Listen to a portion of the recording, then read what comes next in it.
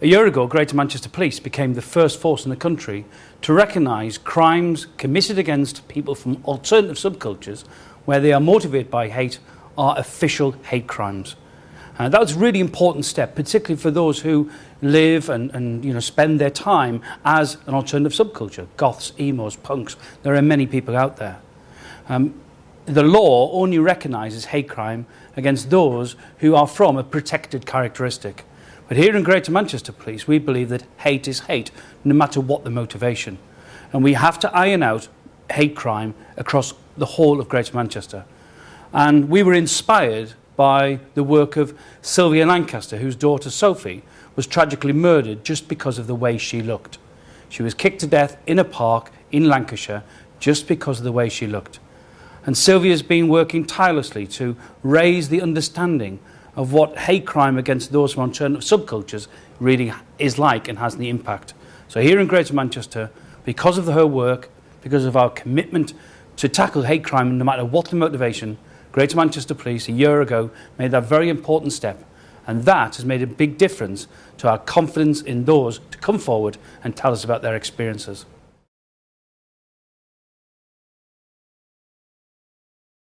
Well, the feedback from the communities has been exceptional.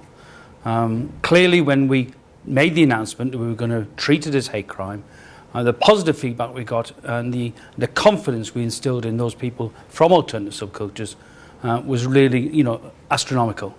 And we've also begun to see forces around the United Kingdom also taking that step now. So where Greater Manchester Police have led, others are now following. Here in Greater Manchester, we've recorded 14 hate crimes against people from alternative subcultures in the last 12 months. And 11 people have received a sanction because of their involvement in those hate crimes. That may be small numbers, but we are gaining the confidence of people, we're demonstrating our commitment to stamp out hate crime, and we're bringing confidence to those who belong to alternative subcultures that Greater Manchester Police will take it seriously and take action, and that is the important thing.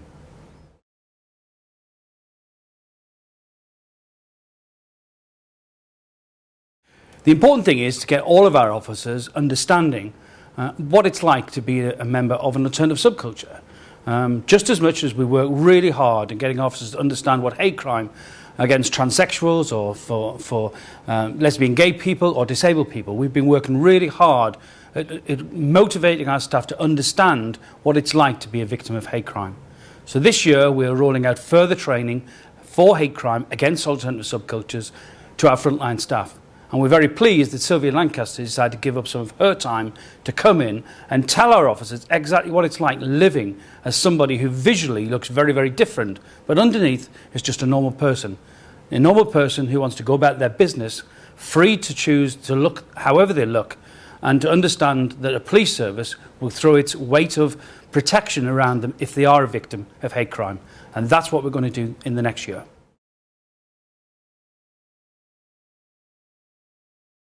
Here in Greater Manchester, there are a number of ways that people can report their experience of being a victim of hate crime.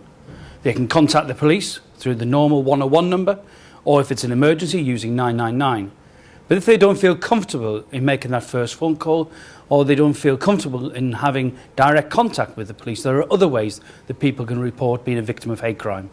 We have a number of reporting centres around Greater Manchester. They're on our website, and people can go to those centres, which are in the communities, not run by the police, and report hate crime there and know that it's going to be investigated. In addition, we allow people to report hate crime on the internet, on the True Vision website, which is www.reportit.org, and people can report hate crime through that way as well. We want to make it easy and accessible for people who are victims of hate crime to have the confidence to come forward.